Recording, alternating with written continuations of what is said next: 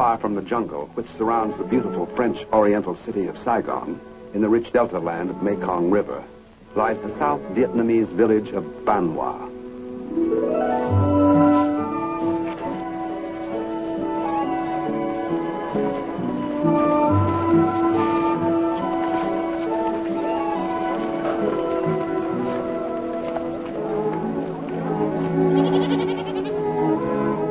Ban Hoa is a farming community.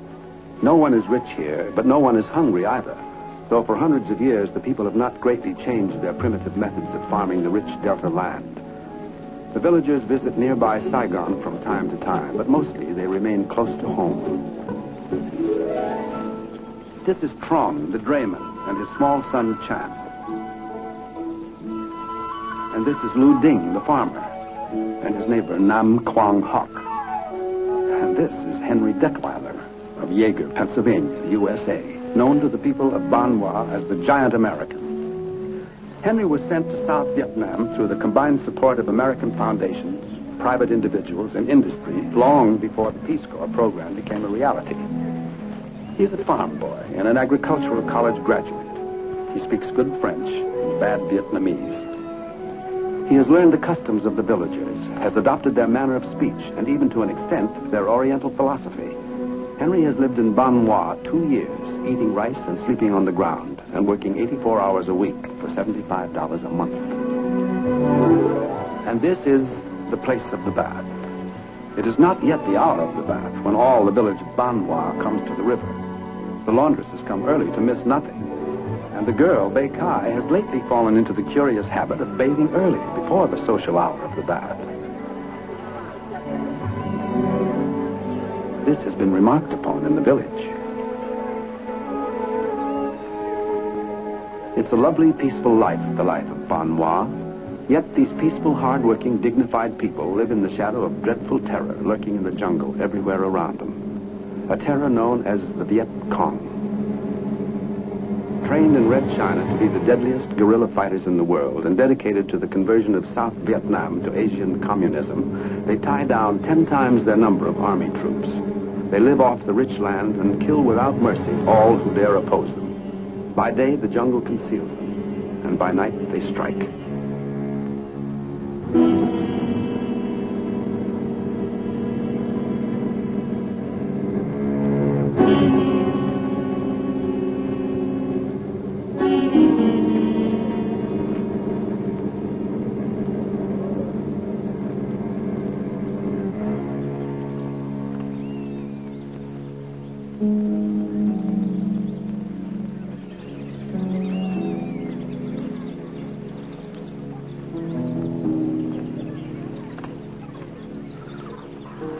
This is a patrol of the Viet Cong. They have encountered regular Vietnamese army troops and sustained casualties. And now, like a wounded beast of prey, they are doubly dangerous.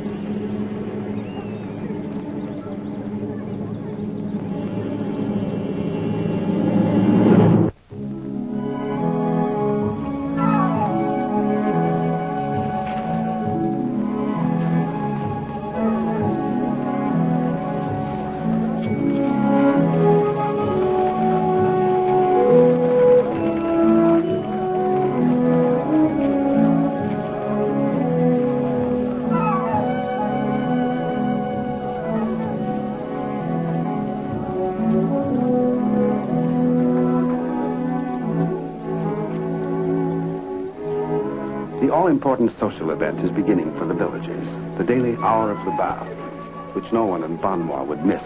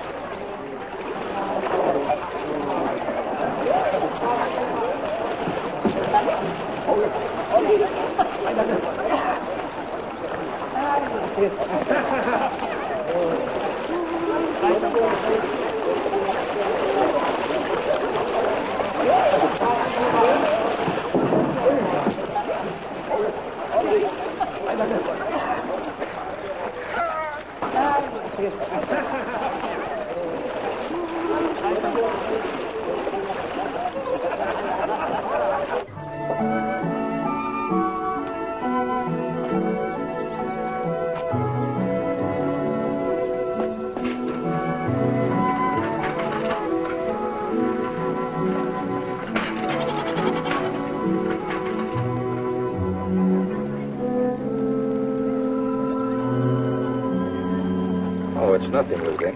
You'll find these small fish I brought you will multiply rapidly in the shallow waters of your rice paddies and your pond. And they'll make a pleasant addition to your family's diet. Your generosity is appreciated. Nevertheless, I think I shall not place them in my paddy nor in my pond. Oh? Well, that, of course, is for you to decide, Luding. Still, I see no reason why these fish would be distasteful on your table. It would increase my knowledge if I might understand it. It is said in the land that your compatriots who live and work among us as you do have introduced these fish in other villages, when too they have multiplied rapidly, and the people have eaten them freely and with pleasure. It is truly said, Luding. And it is also said that wherever the men of Vietnam have eaten of these fish, they have had no more sons, no more children to help them in the field. And it is said that Americans wish to control our population and to deprive us of our children. By whom are these things said, Luding? Does it matter? No. No, it does not matter by whom these things are said. It matters only that they're heard and believed, and that he who says them is mistaken. Oh, but he is mistaken. He who says these things of these little fish. And I should know. So? You see, my foolish Uncle Fritz, whom I think I may have spoken to you before. Yes, you have told us often of your Uncle Fritz. So, well, my Uncle Fritz heard this thing said once also of these little fish. And at the time he had already 11 children, and he did not want any more. 11? It is a good number. Enough to work even the largest farm. And so? So my uncle obtained a pail of these little fish, exactly like the ones I brought to you. And he placed them in his rice paddy back home in Pennsylvania. And they multiplied very rapidly. There was always enough to feed the entire family. It is like the miracle of the loaves and the fishes. Truly, if there were no harm in eating them, these fish would be a boon to us. But I do not yet have 5. Hush. Oh, Luding. You know that when a giant American speaks of his foolish Uncle Fritz, there's always an amusing ending to the story. Continue, please. Well, my aunt ate often of the little fish, and so did my 11 cousins. But my uncle, because he'd been told to eat of them would prevent more children, ate them for every meal. 3 times a day for 7 years, my uncle ate nothing but rice and fish, fish and rice. And what happened to your Uncle Fritz in those 7 years of eating the little fish? My youngest cousins, Otto, Hansel, Paul, Katrina, David, Millicent, and Frederick.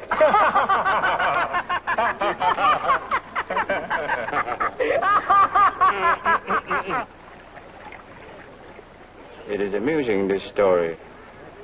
Nevertheless, one must not ignore what is said of these fish in this land. No, I am not yet inclined to plant them in my paddy.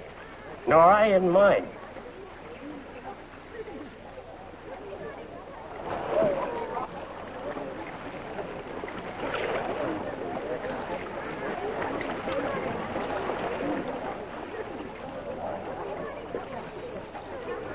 But regard, Luding. It appears one now has arrived who is bathed early and dressed in her best. To join whose eyes, thank you.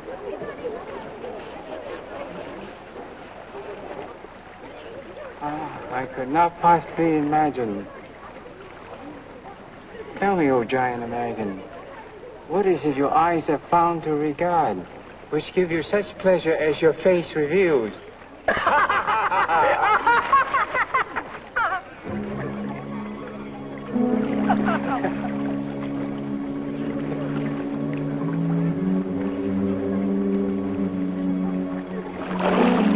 Be still, my lovely. It's the Viet Cong.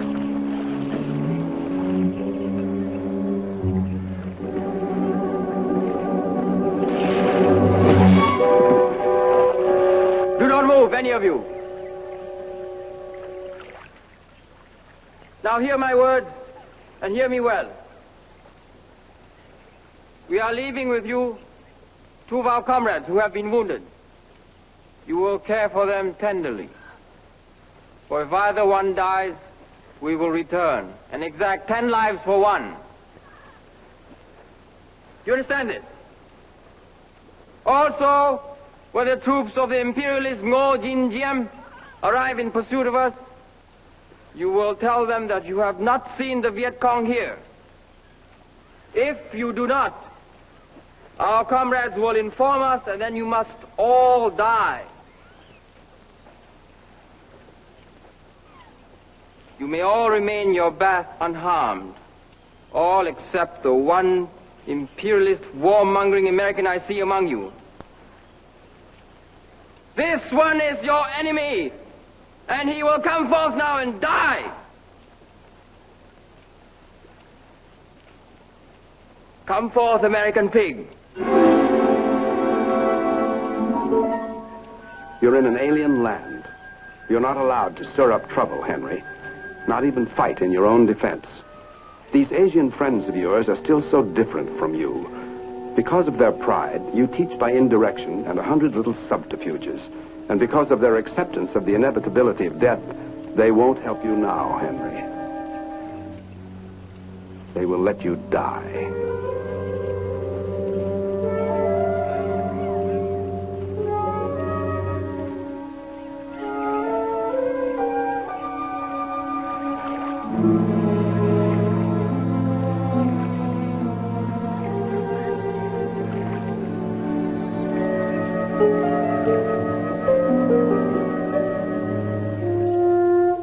You've known Trong, the drayman, and his son Chan for almost 2 years.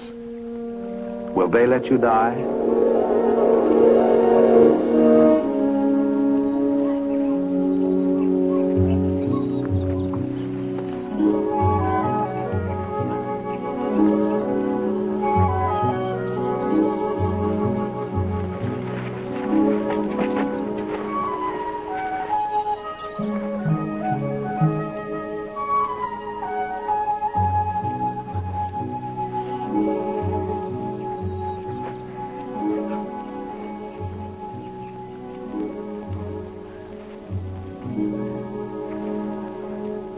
It would not be polite to inquire.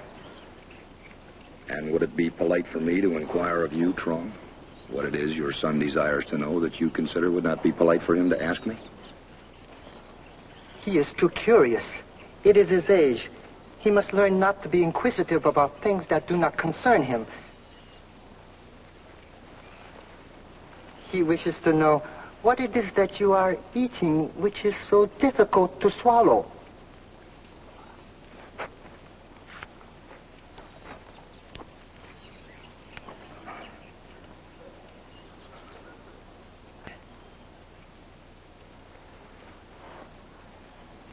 It is as you say, Trong. The frog is ragged and the odor is bad. It's the infection my father calls in English the thrush. The horse has perhaps been standing too much in the wet or in soiled straw in his stable. Ah, so it is possible. And in the wisdom of his years, how would your honorable father treat such an infection? Well,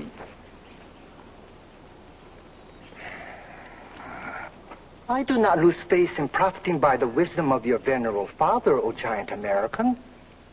Though you do well in adopting the manner of a respectful son.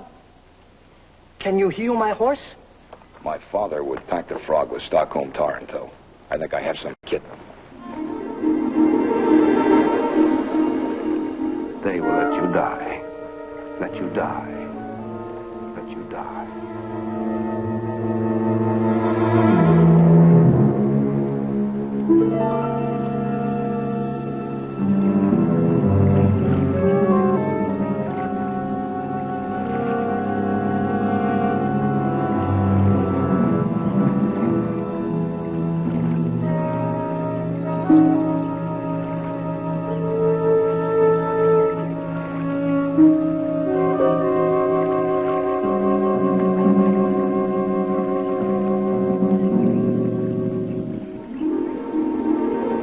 This man with whom you have worked side by side in the fields, will he let you die?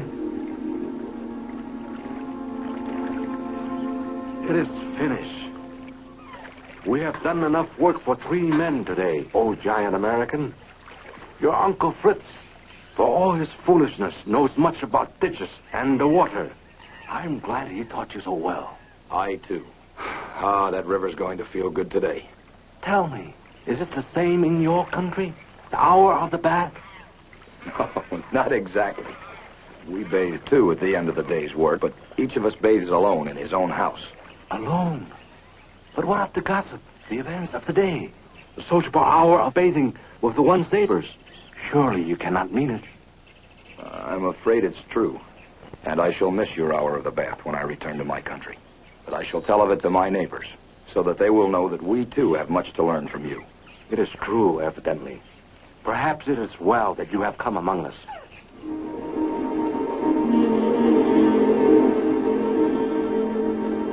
They will let you die. Let you die. Let you die.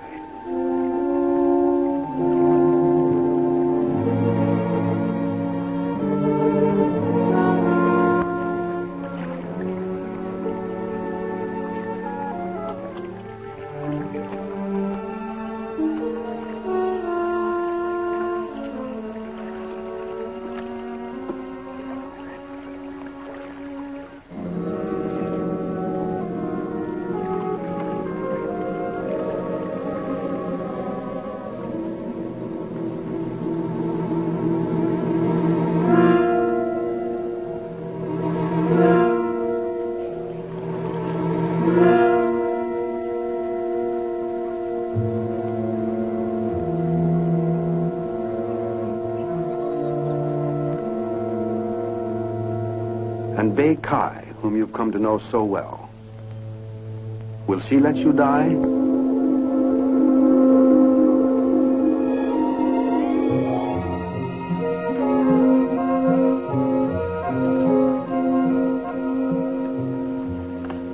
Allow me to do that for you, O giant American. It is no task for the strong hands of a man. Nor for his clumsy fingers. Thank you, Bei Kai. You're very kind. It is nothing. It is a pleasure.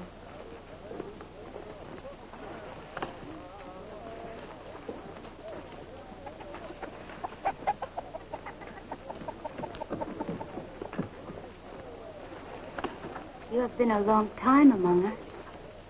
You must long to return to your country. No. Not really. When I left home, I wasn't sure how I'd feel being so far away. But now, even if I do go home someday, it won't be to stay. I shall always want to come back. But you must surely have a girl waiting for you. No. No girl? No, no girl. Many girls. Many girls, no girl? It is the same thing.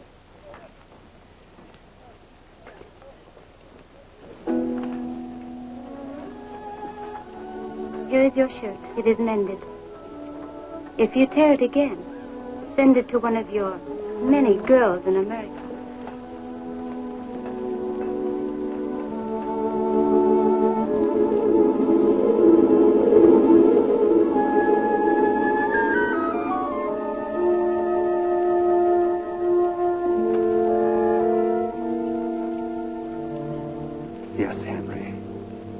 going to let you die. American! Meddlesome, warmongering American!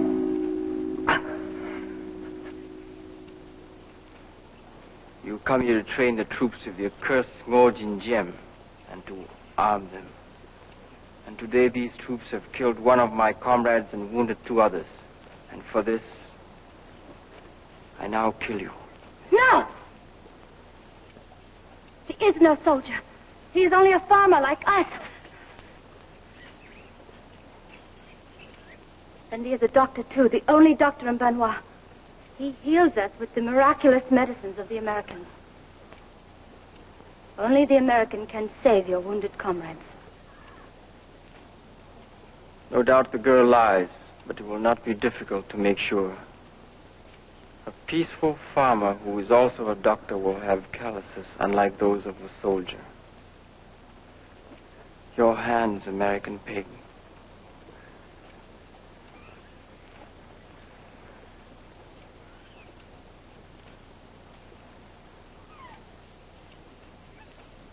This is for your vile, interfering, warmongering country. Doctor! Now get up and heal my comrades with all your skill. For if either one dies, then all the men of this village will die.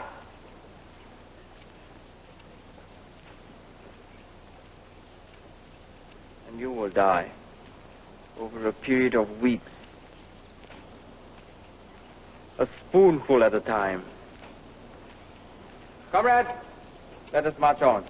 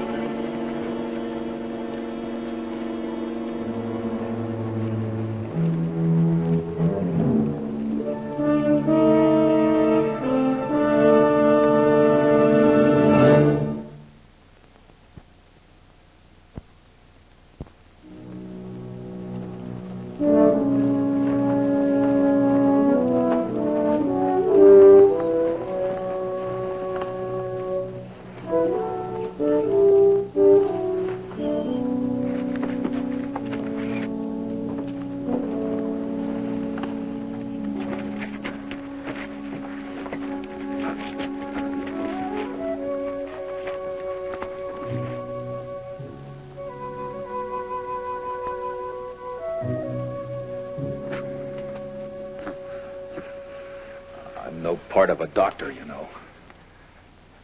They gave me a course in first aid, and I treated the stock at home a little. But these are seriously wounded men in need of a real doctor, a surgeon.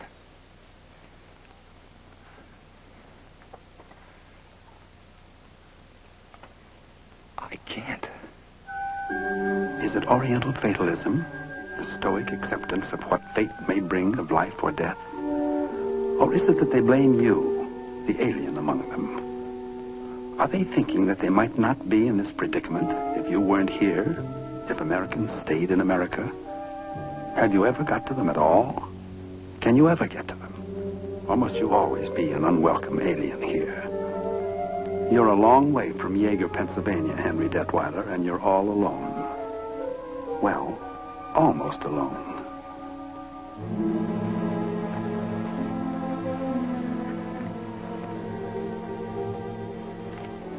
But of course you can. You are indeed a fine doctor, as many of us know well.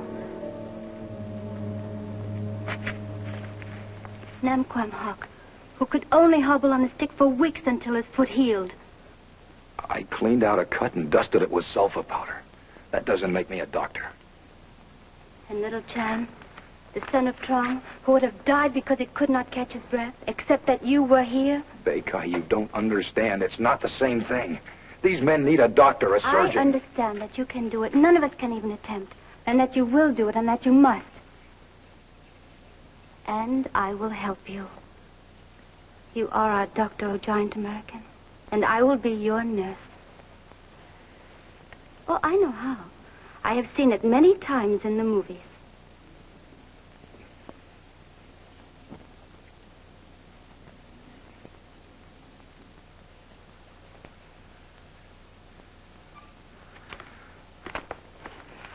Easy.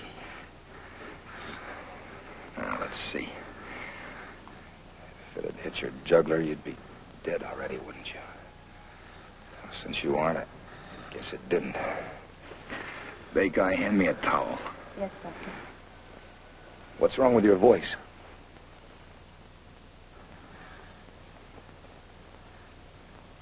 Thank you, nurse.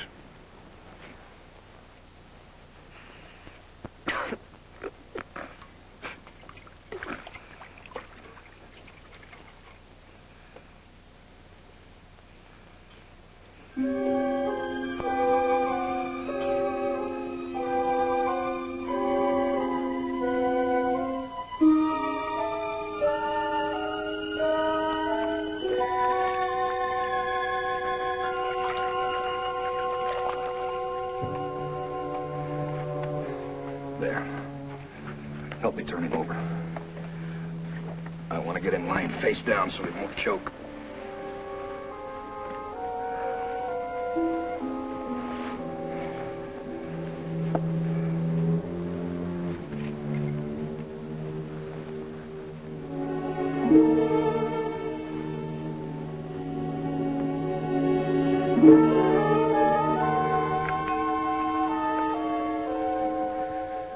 This and a short prayer. That's all we can do for him. He will live. Probably. Doesn't have much of a singing voice, though. Hey, Kai, before I look at the other one, will you ask some of the people to please go home, or at least go outside and pull the blinds down?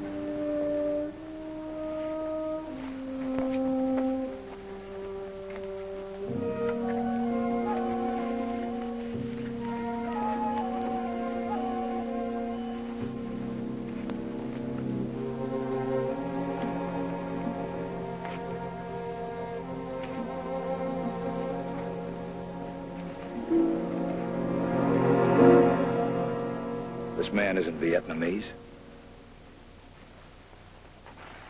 He is from Red China. One of those who train the young men of North Vietnam. I didn't know the Chinese actually fought with the Viet Cong. I thought all... What is it? I don't think there's anything I can do for a wound like this. I don't think there's anything anybody could do. His knee's been practically shot away. It's a wonder he hasn't bled to death.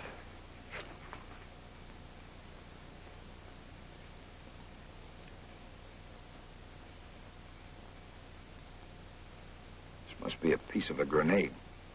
This lump here. See if I can get it out.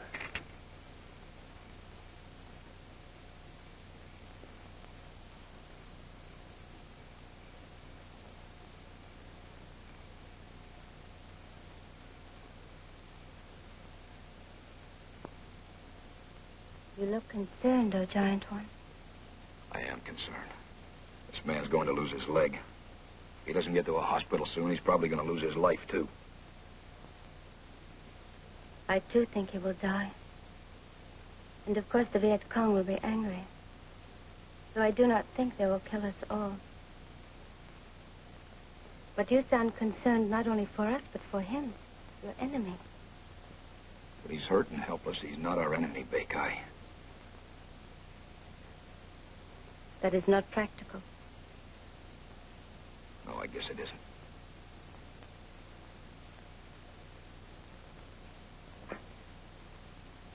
Got it.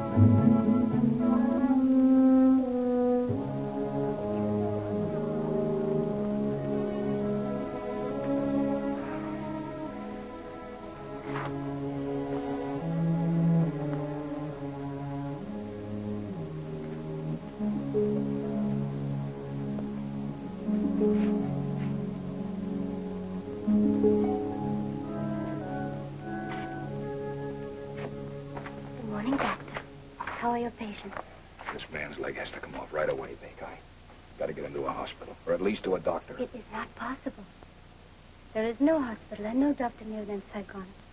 And no one will allow these men to be removed from this place. Well, why not? I've heard what the Viet Cong ordered. They must not be seen. What have you got here? I have hot water in your razor. Thank you, Bakai. I will shave you. I can shave myself. You will not. I will shave you. Now, you will sit back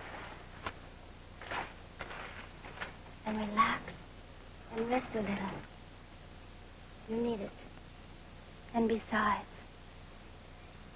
I wish to.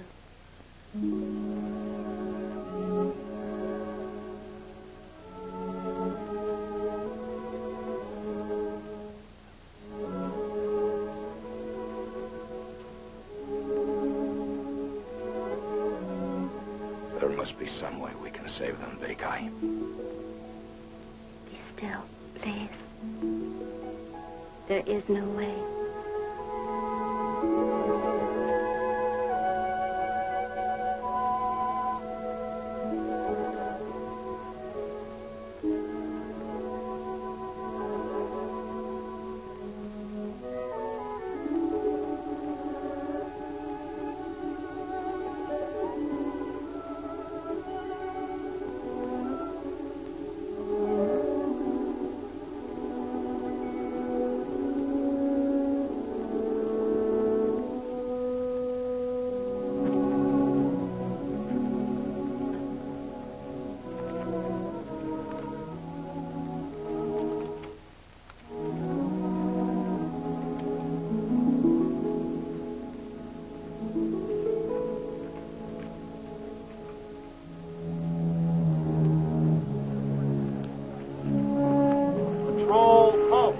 We are the patrol from Saigon. Have the Viet Cong been here?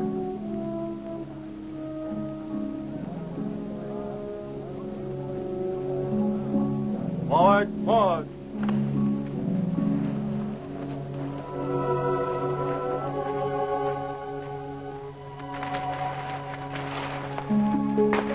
It is the soldiers. Do they have a doctor with them? I do not know. They will be told nothing. It has been so ordered. Bakai, if there's a doctor with him, he may be able to help. No! You will not speak to the soldiers. You will remain here and keep still until they are gone. If you get to a doctor quickly, you have a chance of living. If you don't, you're going to die. Do you understand that? It's not important that I live or die. What is important is that the soldiers do not know yet that the Viet Cong have been here. What's the difference? Your friends have had a 12-hour head start. They're miles away by now.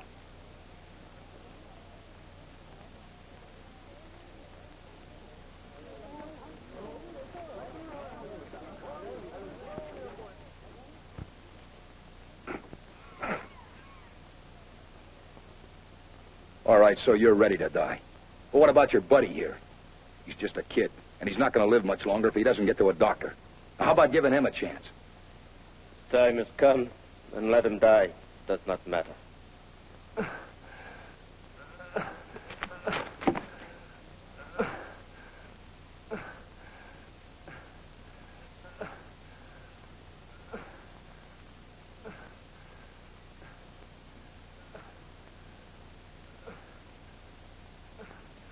It matters to him. Does not matter. Even to him. This kid, as you call him, has killed many of our enemies. He has something that he is proud to die for. He's been part of the advance wave of a new civilization that is to sweep away the old. He has never known anything but rags, hunger, cold, poverty. But he has prepared a better life for those who will follow. This he believes. In such faith lies strength. Shall a man with such faith fear death?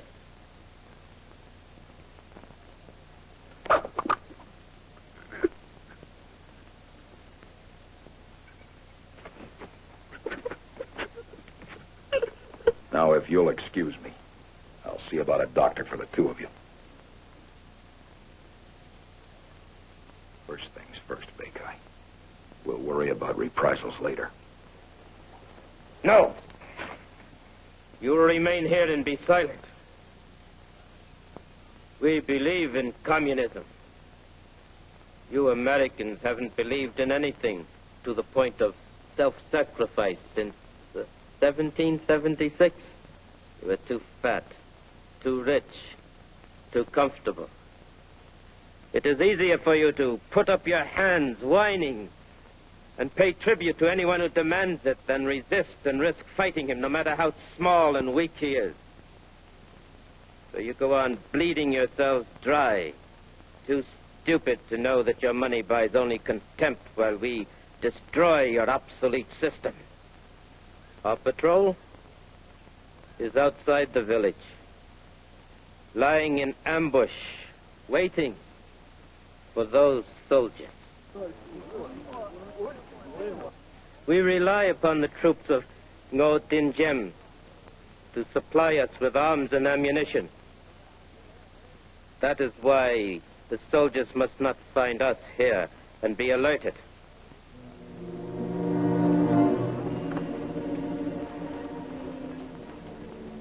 It is clear, comrade. When the soldiers pass by this way, we will kill them all with ease. What if the villagers talk? If the soldiers find Colonel Lee and our comrade Chu? Then we shall have warning. For our comrade Fong is watching the house, ready to throw his grenades into it.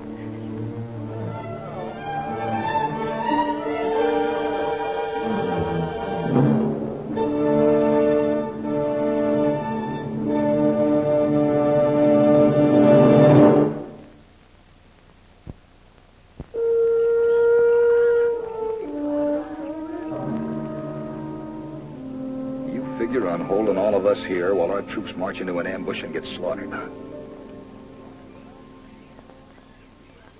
Well, I got news for you, Buster. You can't hold all of us here. Not with a single-shot Derringer. Of course not. Fortunately, however, it is not necessary. It is necessary only to restrain you. Observe. No one else is rushing off to warn the soldiers. But there are soldiers. You can't let them. You Americans are sentimental, idealistic. We Orientals are practical, fatalistic. Your friends will not warn the soldiers, because if the soldiers attack the ambush and do not succeed in killing all of my comrades, then this village will perish. This is the way your friends reason. Do you understand? I didn't come here to criticize my friends for their reasoning. Or if they feel so, this is their country and that is their right. But I'm going to give you an example of my reasoning, Buster. We got a saying in my country that goes, never pull a gun on a man unless you intend to shoot him with it. Now that's one bluff you can't afford to have called. My reasoning right now is when a high-ranking troublemaker like you totes around a single-shot pop gun he can hide, he isn't aiming to shoot anybody else with it but himself. In case he gets tempted to answer some questions he shouldn't, huh? Now that thing's at least a .38 caliber. That'll make enough noise to bring our troops in on the run. So I reason you aren't about to shoot, Buster. And I'm calling your bluff. Pick that up, please, somebody. And hold on to it. Our soldiers will want this clown alive. Do you think your friends will go against the Viet Cong now? You fool. How did you get those bruises on your face? Did they come to your aid then?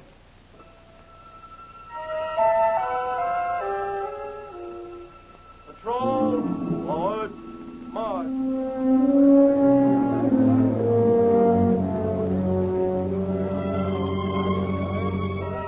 My friends, will you let me talk to the soldiers? Not only to warn them, but to get a doctor. There is no doctor with the soldiers, old giant American. We must warn them. They won't stand a chance. They are after our soldiers. And it must be considered that the Viet Cong have posted one who even now watches this house. and will destroy our children if anyone calls a warning to the soldiers. This is not for you to do, oh giant American. No, it is not for you to do. No, it is not for you to do, oh giant American. It is not for you to sacrifice the lives of these villagers to try to save a few soldiers quite able to defend themselves. You cannot do it. They will not.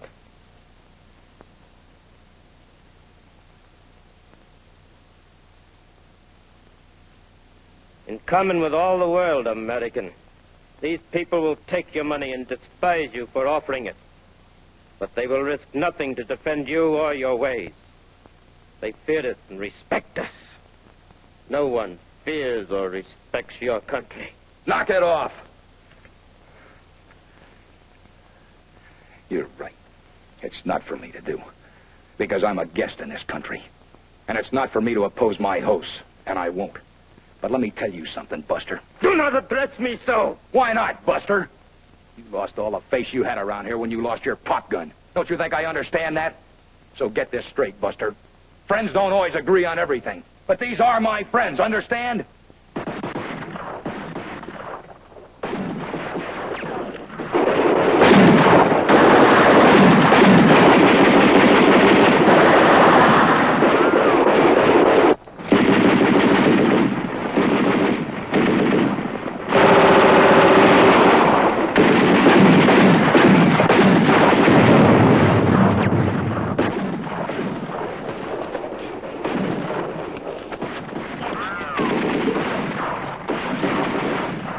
That is heavy automatic fire. We had no such weapons.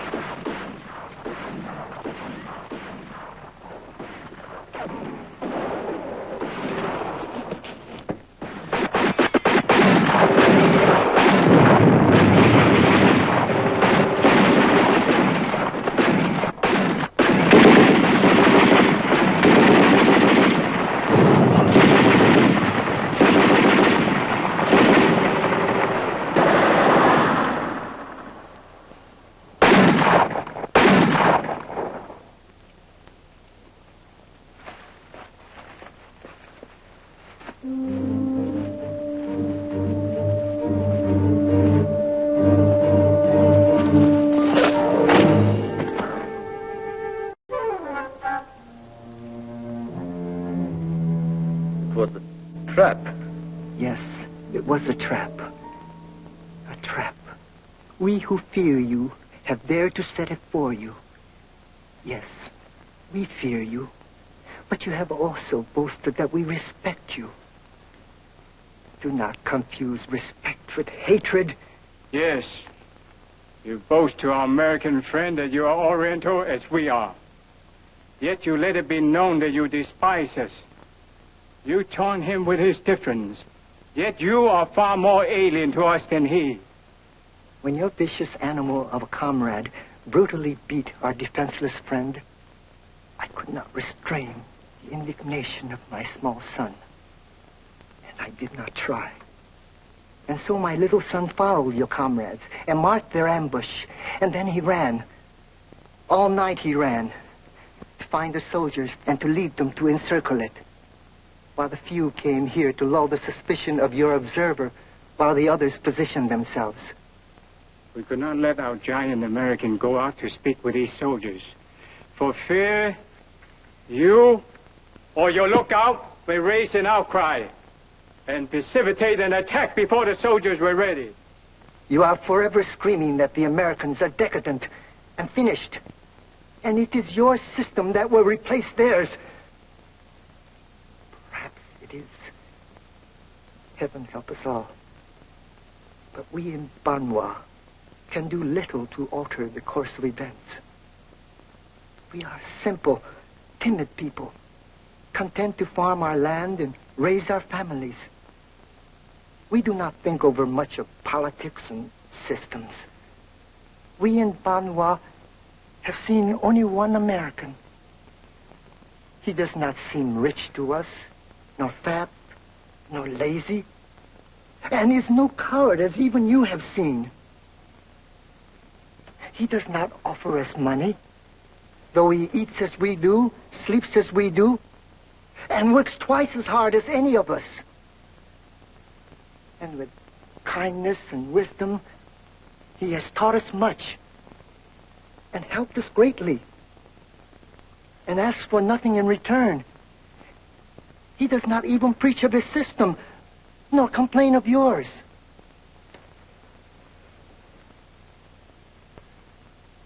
It is therefore clear to us that the giant American loves us all. Though it must be conceded that his affections are not equally distributed among us. And perhaps it is this one for whom he shows a certain preference who will keep him forever among us.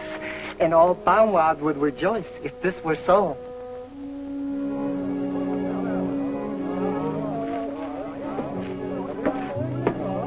Is the battle over, Major? Did you kill them all? One got away. The rest are dead.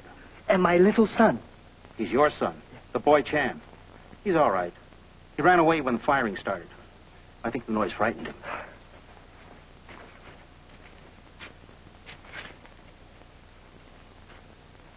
Good morning, Colonel Lee. I rejoice to find you still alive, and trust you will refrain from dying on the way to Saigon. My superiors have long been anxious to ask you certain questions.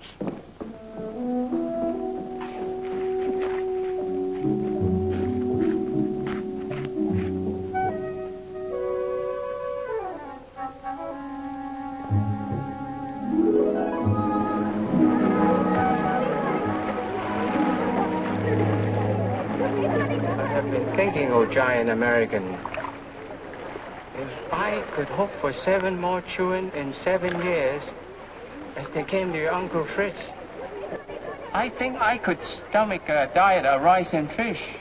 And I too have considered. I will plant the little fish of the giant American in my rice paddy tomorrow. For a house of many children is a...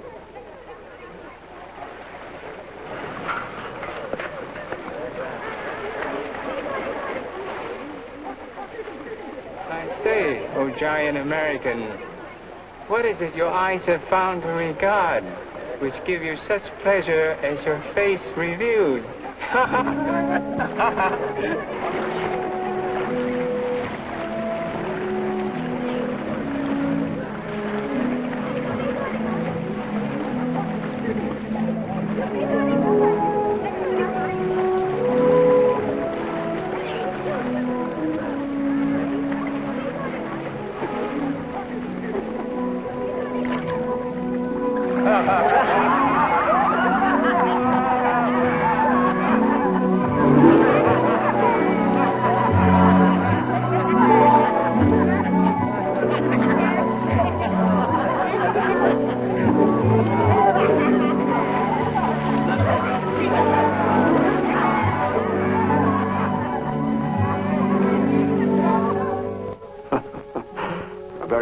Vietnamese custom, the hour of the bath. Don't you think?